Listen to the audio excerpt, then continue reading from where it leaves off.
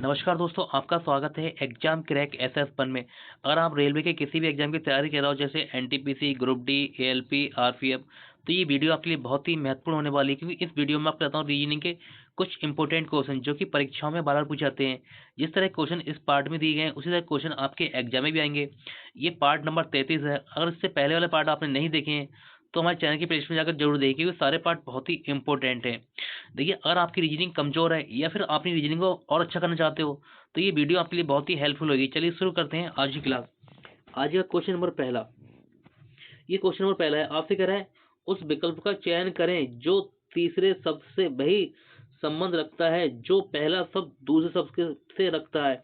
यानी कि आपको क्वेश्चन को सीधे सीधे मतलब क्वेश्चन ये कह रहा है कि क्वेश्चन मार्क के स्थान पर क्या आएगा, आपको ये बताना। देखिए, इसका संबंध इसके साथ में और इसका संबंध क्वेश्चन मार्क के साथ में होगा, तो क्वेश्चन मार्क के स्थान पर क्या आएगा आपको यह बताना है। तो देखिए, गुरुत्वाकर्षण की क्या की गई थी खोज, जो हमारा गुरुत्वाकर्षण है इसकी की गई थी खोज, यानी गुरुत्वाकर्षण की खोज की गई थी। तो टेलीफोन का क्या हुआ था आपको यह बताना है। प्रयोग हुआ था, अन्वेषण हुआ था, निर्माण हुआ था, यह आविष्कार हुआ था, कौन सा होगा। तो देखिए, टेलीफोन की क्या क्या किया गया था, टेलीफोन किया गया था आविष्कार, यानी कि ऑप्शन नंबर डी इसका राइट हो जाएगा।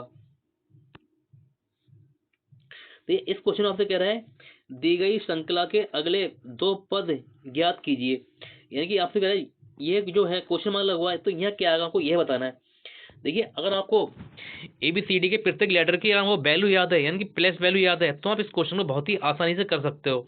जैसे देखिए, आपका जे आता है 10 पर, जे आता है 10 पर, एल आता है 12 पे, एल आता है आपका 12 पे, और ओ आता है आपका 15 पे, ओ आता है 15 पे, और एस आता है आपका 19 पे। तो ये दो क्वेश्चन मार्क है, यानी कि यहाँ यहाँ क्या आएगा आपको ये बताना है।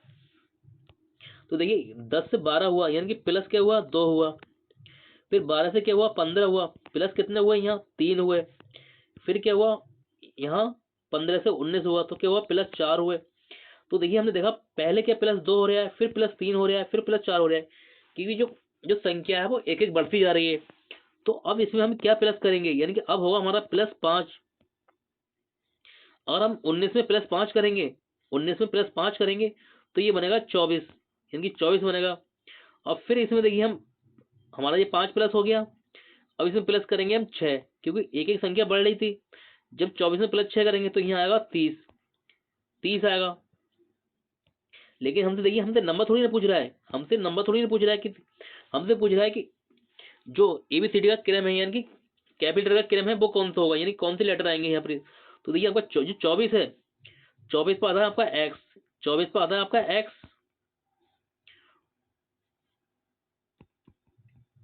देखिए 24 पे है आपका, 24 पे आता है एक्स, यानी कि 24 में आपका एक्स आता है, एक्स होगा। एक्स सिर्फ देखिए एक ही ऑप्शन में दिया है, ऑप्शन नंबर सी में, हमारा राइट आंसर हो जाएगा ऑप्शन नंबर सी।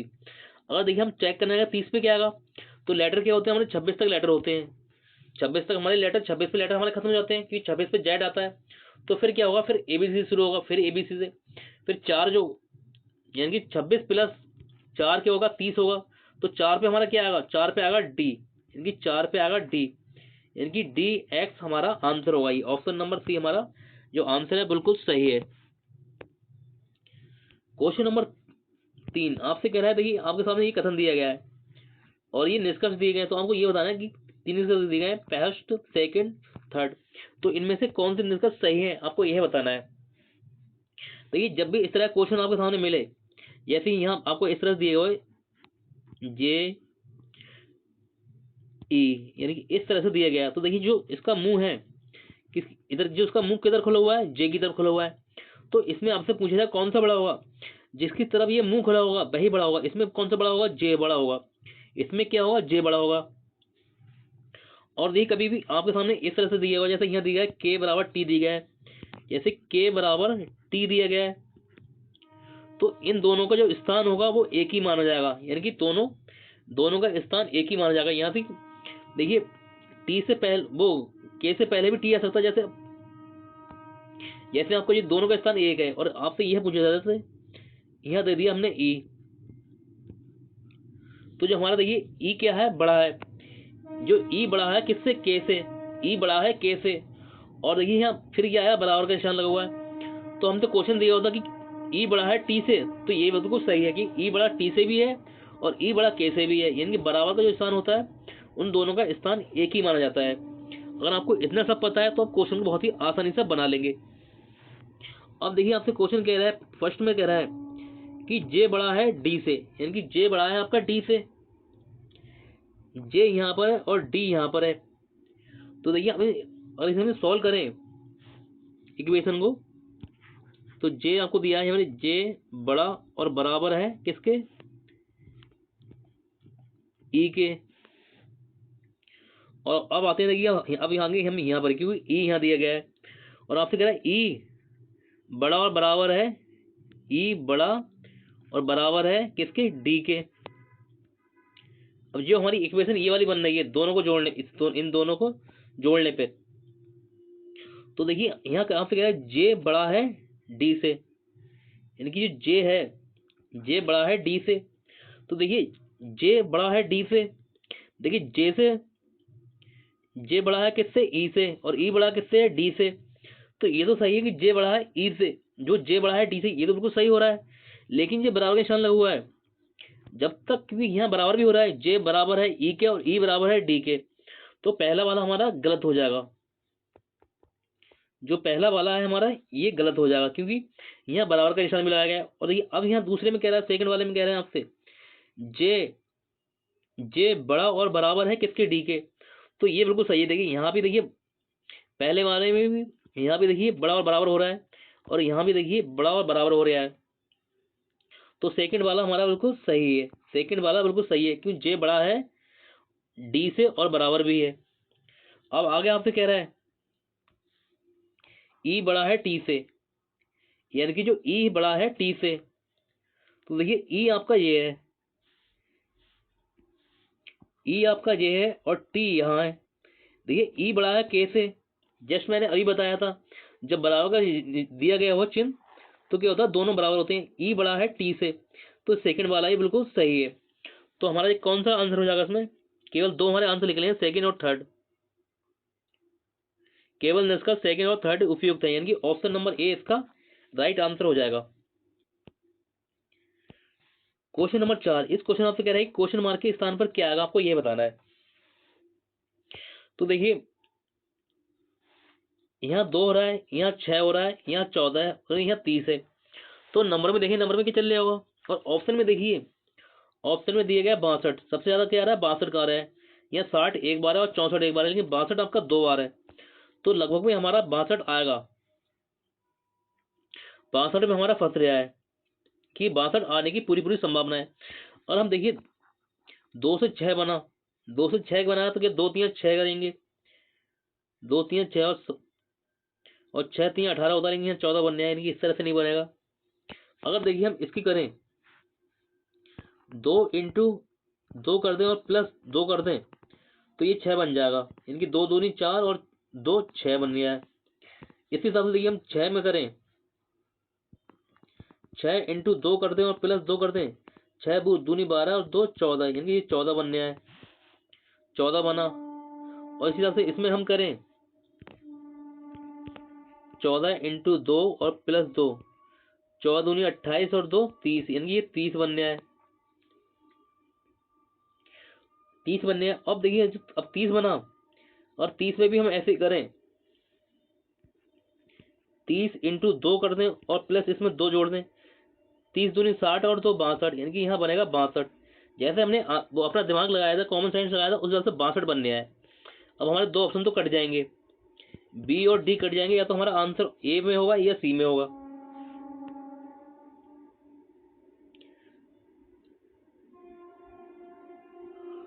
अब देखिए यहाँ पर, देखिए यहाँ जी है और यहाँ ई है, यहाँ जी है और यहाँ ई है। जी आता है 7 पर, ई आता है 5 पर, कितना माइनस हुआ, यानी कि इसमें से हुआ -2, -2 हुआ। और फिर यहाँ ई है और यहाँ सी है, ई 5 पे और सी 3 पे आता है, यानी कि यहाँ भी -2 हुआ है। और यहाँ से देखिए यहाँ ए पे जा रहे हैं, तब भी -2 हुआ है। अब ए में से फिर -2 करेंगे तो आएगा आपका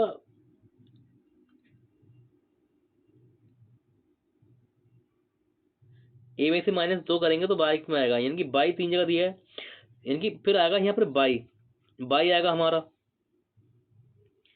और 62 यानी कि हमारे जो आंसर बनना है वो सी, ए और सी में बिल्कुल सही बनने है।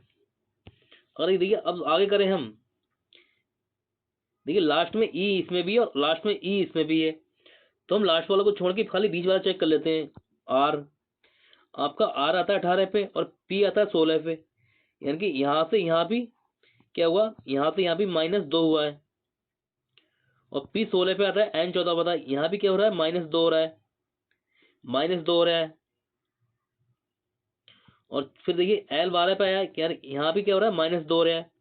अब एल में से हम 2 घटाएंगे, एल आता है 12 पे और 12 में से हम 2 घटाएंगे तो यहाँ 10 आया बचेगा, 10 पे आता है जे, यानी कि बाई जे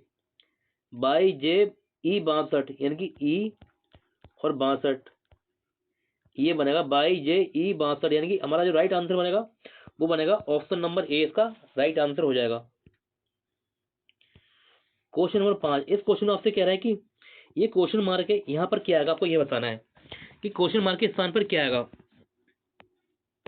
तो हम देखिए यहाँ देखेंगे ये क्या है, 9 का स्क्वायर होता है 81, और फिर क्या हो रहा है 1 कम हो रहा है 8 का स्क्वायर 64, 8 का स्क्वायर 64, लेकिन यहाँ क्या हो रहा है 6 का स्क्वायर 36 हो रहा है, फिर 1 कम हो रहा है 5 का स्क्वायर 25 होता है। जैसे देखिए 9 है, ये होता है 9 का स्क्वायर, और फिर 64 है, ये होता है 8 का स्क्वायर, और ये है 36, बीच में हमारी जगह छूट रही है 36, ये होता है 6 का स्क्वायर, और ये है 25, तो ये होता है 5 का स्क्वायर। अब जो हमारी जगह बीच में छूट रही है, तो देखिए 9 8, अब यहाँ बच रहा है 7, तो यहाँ 7 का स्क्वायर होगा, 7 का स्क्वायर आएगा क्योंकि एक एक माइनस हो रहा है, तो 7 का स्क्वायर होता है 49, यानी कि हमारा जो राइट आंसर हो जाएगा वो होगा इसका ऑप्शन नंबर डी, इसी में दिया गया 49, ऑप्शन नंबर डी। और हम लेटर को चेक करें, देखिए लेटर को एस आता है 19 पर और क्यू आता है 17 पे, एस 19 पे क्यू 17 पे, यानी क्या हुआ -2 हुआ। फिर क्यू आता है 17 पे आपका, और एम आता है 13 पे,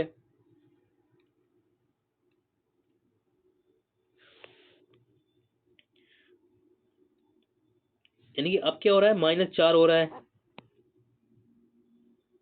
17 में से, क्यू आता है 17 पे और एम 13 पे, यानी कि -4 हो रहा है, पहले -2, अब देखिए एम और के,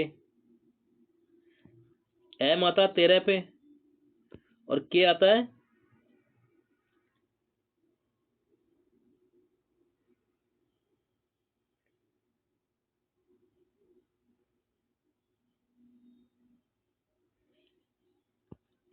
एम 13 पे आता है, के आता है 11 पे,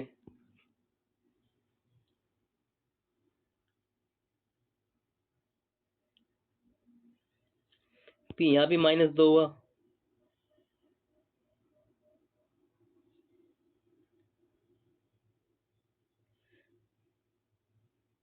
जब -2 हो रहा है अब क्या होगा -4 होगा, लेकिन हमारा यहाँ बनने है ओ,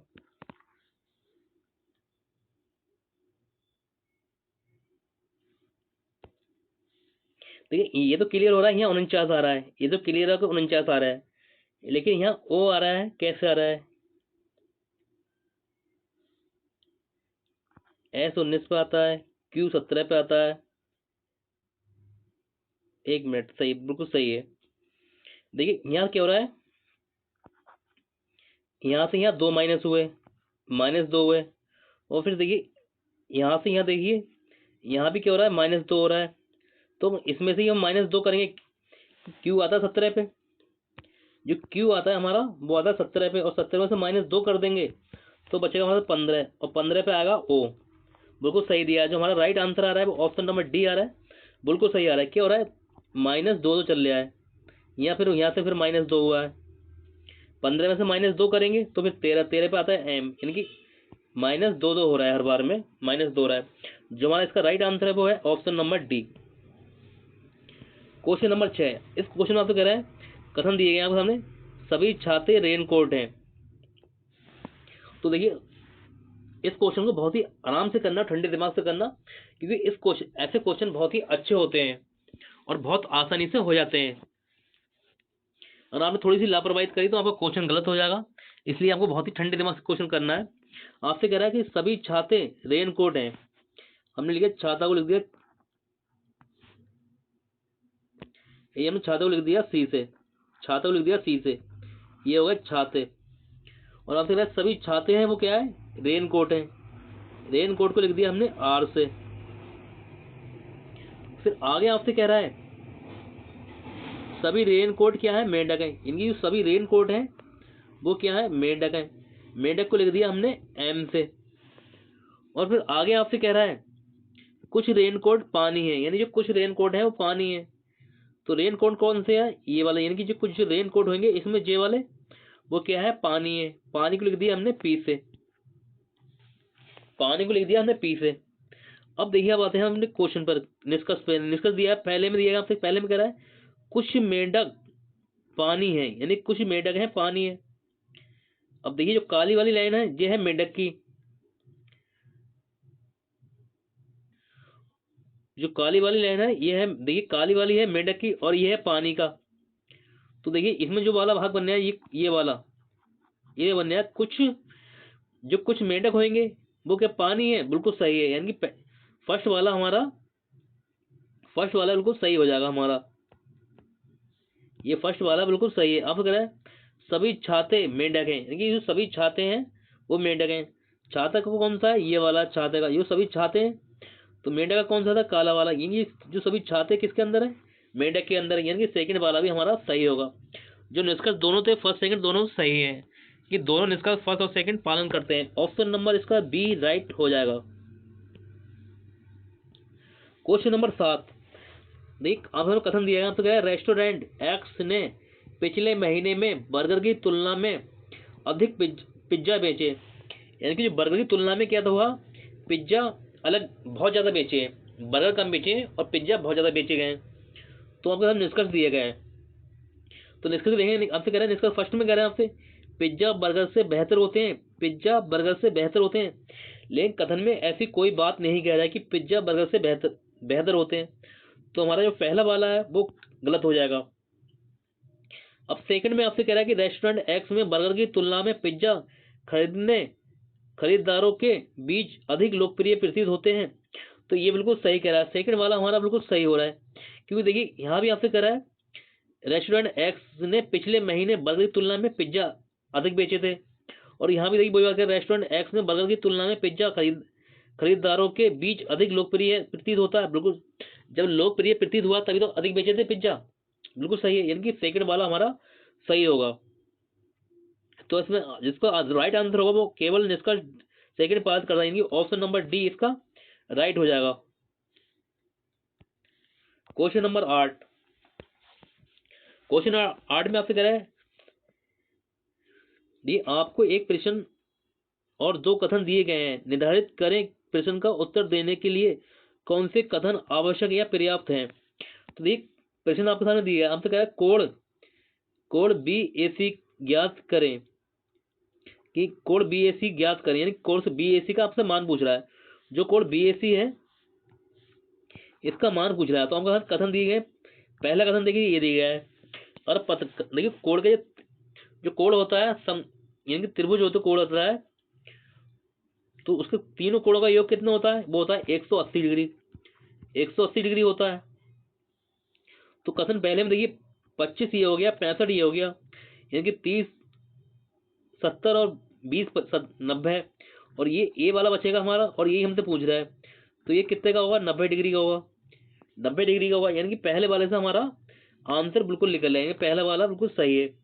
अब सेकंड निष्कर्ष में कह रहे हैं हमसे जीरो, जो ए है जीरो से बड़ा है, यानी कि जीरो से, जो ए है कोण जीरो से बड़ा है और 90 से छोटा है, जीरो से बड़ा है और 90 से छोटा है। तो देखिए 90 से छोटा कैसे हो जाएगा, मान लिया कोई भी त्रिभुज है, इसके तीनों कोणों का योग 90, मान लिया 90 से छोटा कैसे हो सकता है, नहीं हो सकता ना, कि जीरो से बड़ा है और 90 से छोटा है।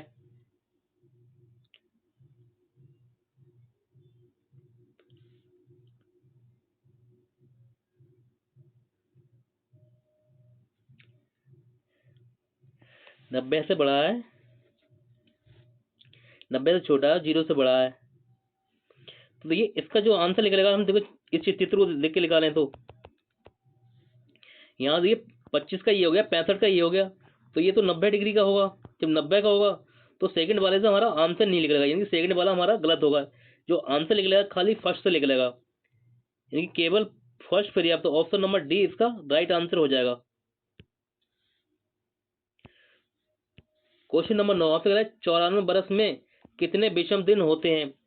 आपसे 94 जो बरस दिया गया वो दिया है 94 बरस, दिए 94 बरस में 94 तो विषम दिन होंगे। अब इसमें आपको देखना है लीप ईयर कितने होंगे, तो लीप ईयर को हम देते हैं 4 से भाग, तो 4 दूनी 8 बचा 1 और 4 3 12, यानी कि इसमें 23 क्या होंगे, लीप ईयर होंगे। यानी कि जो हमारे 23 क्या होंगे, अधिवर्ष होंगे, तो हम इसमें 94 जोड़ देंगे, तो 94 प्लस 23 कर देंगे, ये हो जाएगा 117। और एक हफ्ते में दिन कितने होते हैं, 7 होते हैं, तो हम 7 से इसे भाग दे देंगे, तो 7 एकम 7 से कटेगा, 7 एकम 7